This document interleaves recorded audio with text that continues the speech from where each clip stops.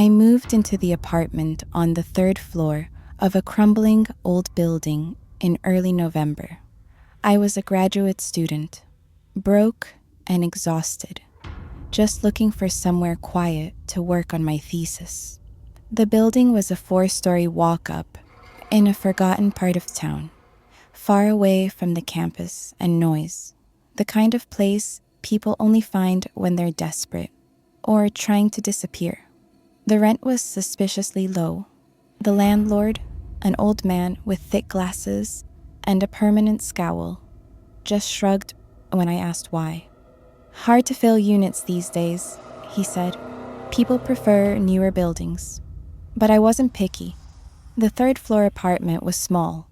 1 bedroom, a cramped kitchen, and a tiny bathroom with yellowed tiles. But it had windows that let in gray winter light, and it was quiet. Or so I thought. From the first night, I noticed something odd.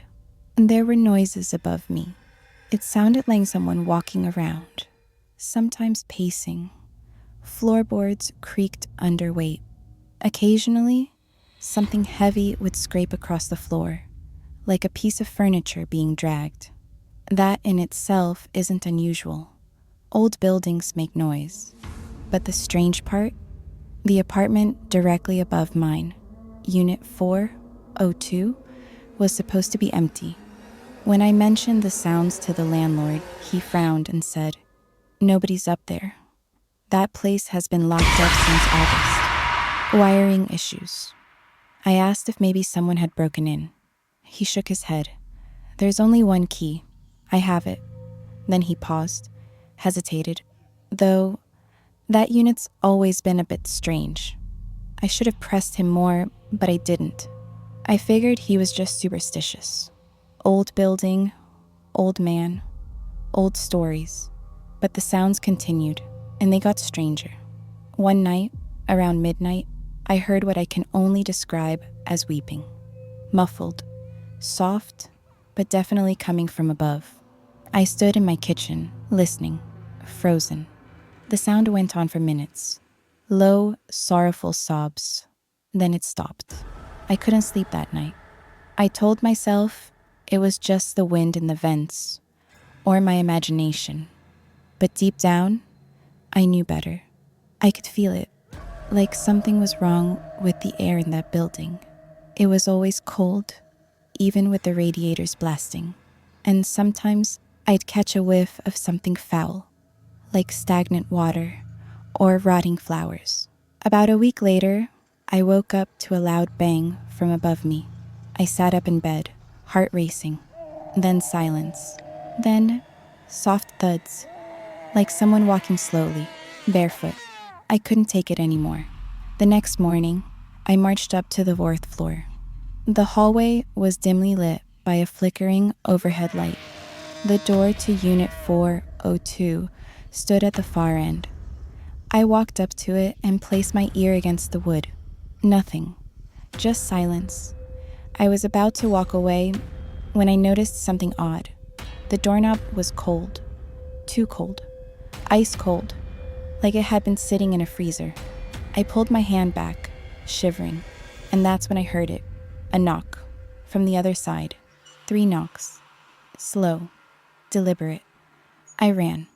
I told the landlord what happened, but he brushed it off. Said I was just stressed. "That room's empty," he insisted. "Has been for months." I tried to believe him. I wanted to believe him. But that night, when I got home, there was something slipped under my door. A photograph. It was old, black and white. In it was a woman standing in a bathtub. Her head was tilted back, her mouth open in what looked like a scream. Her long, wet hair clung to her face, obscuring her eyes. The walls behind her were covered in what looked like scratch marks. On the back of the photo was a message, written in faded pencil. "She watches through the glass." I didn't sleep. I sat in the kitchen with the lights on, clutching a kitchen knife, my heart pounding at every sound. That was when I remembered the mirror. The apartment only had one, a full-length mirror on the closet door in the bedroom. I had barely looked at it since moving in. That night, though, it felt wrong, like I shouldn't turn my back on it. So I covered it with a sheet, and the next morning, the sheet was on the floor. That's when the dreams started. I kept dreaming of a woman with black, stringy hair standing in my bathroom, just standing there, unmoving. Her head would slowly turn toward me, but I always woke up before I saw her face, always gasping for air, drenched in sweat. Then things escalated. I started finding scratches on the inside of my closet door. Thin, desperate lines, like fingernails, had clawed at it from the inside. One night, I woke up and found footprints. Wet, bare footprints, leading from my bathroom to the foot of my bed. There was nothing there. But the next night, the mirror had a long, jagged crack down the center. I moved out the next day. Didn't even pack everything. Just took what I could fit in my car and drove. I ended up in a motel on the outskirts of town, trying to convince myself it was over. At first, I stared at it, trying to understand what I was seeing. The image was grainy, but clear enough. My motel room, bathed in moonlight. I was lying on the bed, twisted in the sheets, my mouth slightly open in sleep. But what made my blood turn to ice wasn't just that the photo had been taken from the mirror. It was the faint reflection of a face behind the glass. Not mine, not human, the woman from the dream. Stringy hair clinging to her cheeks, her eyes sunken, her mouth impossibly wide, stretched in a grin that didn't look like it belonged to anything alive. And she was looking, not at me, but directly into the camera, as if she knew I'd be looking, as if she wanted me to see her. I deleted the photo, threw my phone across the room, smashed it even, but it didn't matter. That night, the mirror in the motel room fogged over, without anyone taking a shower. And when I wiped it clean, there was something written in the condensation. Just one word: stay. I left the motel, didn't check out, just ran.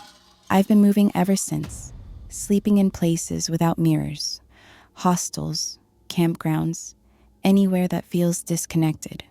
But no matter where I go, I find them. Sometimes it's a shard of glass on the floor, a car window catching the light just right, even the reflection in a puddle.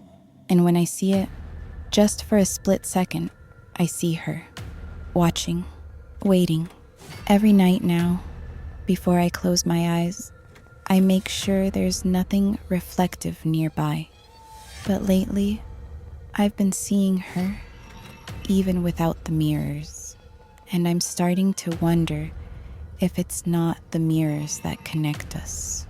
Maybe it's me.